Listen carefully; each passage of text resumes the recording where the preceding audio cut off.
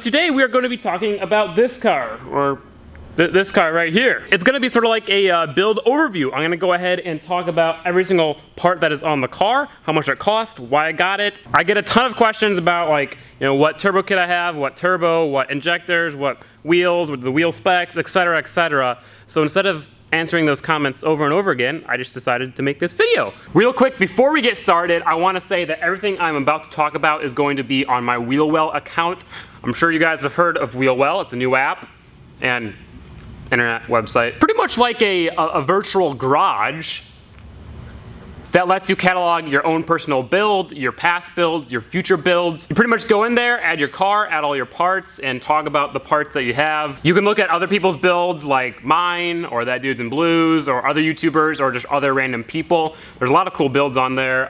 It's really helpful for keeping track of everything, especially how much I've spent on this car and all my other cars, because I spend way too much. And they also just released an app. So if you guys are interested, you can check that out. If you have any questions about anything I'm about to talk about on this build or my other builds, go hit me up in the DMs on Wheelwell and I will add all the information onto my Wheelwell account. Also, huge thanks to Wheelwell for sponsoring this video. They're gonna help get the awesome tow rig sooner. So I bought this beautiful blue, Mariner blue Miata a little over a year ago. It was completely stock, unmolested, untouched. It was rust-free. I had 92,000 miles when I bought it, and I bought it for $2,900, which, if you know anything about Miatas, that's a really good deal. I got a completely clean Miata for 2,900 bucks with 90,000 miles. It was a really good deal. I got really lucky. I don't know how I found it. It was just pure luck, but I got a really good deal on this car. Like I said, I bought it 100% stock, so we've got a lot of parts to go over. I'd also just like to say that I have not calculated how much I've spent on this car before, so I don't know what this number is going to be, but I'm afraid it's going to be way too high. Let's get started with the big stuff, the engine. Obviously, this is a turboed Miata. I got a Flying Miata DIY turbo kit. I got it with the optional 700cc Deechwork injectors, the Turbo Smart compact blow-off valve. The turbo is a Garrett GT2560R. It's a nice small little guy, so it spools really quickly. I get full boost at 3,000 RPMs, which is really nice. The kind of sad thing about that is that the turbo is only capable of about 300 horsepower on these engines, so when we do that 500 horsepower 1.8 build, I will have to get a new turbo, which is going to be expensive, because real turbos, which is what you should get, are expensive. So that turbo kit, which came with the turbo, the manifold, the downpipe, the blow-off valve, all the intercooler, the piping, and a lot of stuff, that was $3,500, which already was more than the price of the car. So that was pretty rough.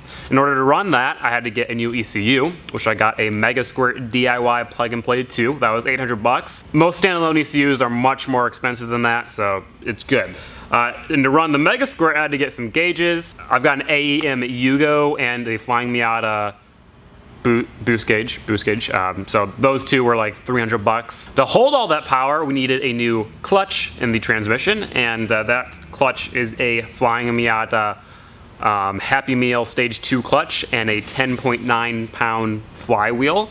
As you can tell, I've got a lot of Flying Miata stuff on this car. Flying Miata is a really good company, but that clutch is capable of a lot of horsepower. It feels great. Best Miata clutch and best clutch in general I've ever felt. I really like it. I wish I got it on the rail Miata, but I didn't, because I went cheaper. Now, to make sure this thing sounds good, we've got an exhaust. I did not buy an exhaust. I actually built an exhaust with my friends. I bought 3-inch stainless steel piping off of Summit Racing for 300 bucks, and then I had my friend weld it all up, so that was 300 bucks. I don't know what we're at now.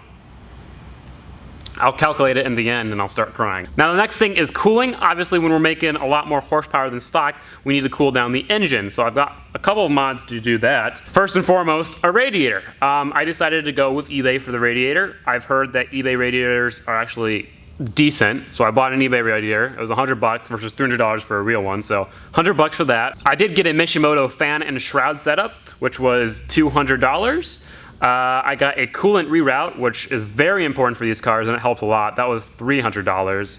And then one of the smaller things, a cowl cover, helps air flow through the radiator instead of up and around it. That was $50. Now we're going to talk about exterior, which there's not a lot done to this car, but obviously the big things, wheels and tires. Avanti Storm S1s, 15x9 plus 36. Pretty much the biggest wheel you can get on stock fenders on Miatas. And then I've got Hankook RS3s, 225, 45 R15. Yeah. And yet again, those are pretty much the biggest tires you can fit under the stock fenders. I wanted a lot of grip, I wanted a lot of meat, so that's why I got those. And those were $1,100. And there's a... Then we've got some smaller stuff for the exterior. Front lip, $50. eBay. Rear spoiler, $150. eBay. Headlights, aux beam, like $100. No, there's like $50. Turn signal intakes, like another $100. A lot of you guys ask about the side vinyl I've got on my Miata, which I really like. That actually came with the car, funny enough. So yeah, that was free. I actually need to get a new one of those because it's coming off. All right, all these people outside. I'm just gonna go close the garage door. I'll be right back. The next thing is suspension, which is one of the categories that I feel like needs more mods. Really the only thing that is done to the suspension is coilovers. I've got Fortunato 500 series coilovers. They're really good. I like them a lot. Best coilovers I personally have ever felt. And those were $1,300, I believe. Yes, $1,300. I really want to get some Meteor sway bars for this car because that will really help the suspension, help the car feel better, less body roll, and all of that. That's probably one of the next things. Now, the next thing we're going to talk about are brakes. I had stock brakes for a while. Those were not adequate, so I upgraded. Maybe upgraded a bit too much, but I got a Flying Miata Willwood 6-piston big brake kit. So I got huge 6-piston front calipers up front, and we've got some pretty big 4-piston calipers up back. Huge upgrade compared to stock, because stock it had 1 piston front, 1 piston rear. These brakes are incredible. I have yet to take them onto a track and really feel what they're capable of, because you cannot experience what they're capable of on the street. It's just not possible. So I'm very excited for that, but yeah, they were really awesome, really expensive, but really awesome. I'm not sure if I said this already, but they were $2,000. So yeah, pretty much I spent the same amount on my brakes as I did on the car itself. Next up, interior. We got seats, which are fake brides. Those were $700. When I was looking for seats, I did not have the money to spend, $1,300 per seat on real brides. I kind of regret it because these fake brides are definitely wearing very quickly. They're kind of jank already. I will be upgrading to real brides soon. They're just really expensive. I mean, the seats are going to be more expensive than the brakes. The fake brides, they work. I mean, they do the job. They hold you in place and they look decent. So that's why I got them in the first place. But yeah, I will get real brides, don't worry. The harnesses are real Takata 5-point harnesses. I don't have the 5th point attached right now.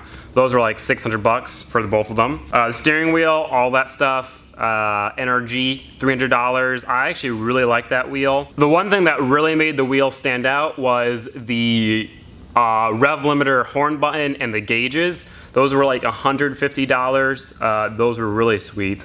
I really like those, and that helped the interior so much. The main thing you notice on the interior is the roll bar. That was $600. It's a hard dog double diagonal roll bar. It'll save my life if I crash, and it helps chassis stiffness, and it looks cool, so that's awesome. I've got a miscellaneous category on my phone. That's for things like the turbo blanket, the heat wrap, the paint I've used, and a ton of other stuff. I just guessed at $200. I've probably spent a lot more in miscellaneous than 200, but we're gonna say 200. But yeah, that's pretty much it. There's not as much as you might think done to this car. The thing I like about this car is that it's simple, it's clean, it doesn't have an excessive amount of exterior or interior mods. It just has a lot of nice quality parts like the brakes, the suspension, and the turbo kit. I definitely want to do more, but let's calculate how much I've spent here. If you're good at math, you already know.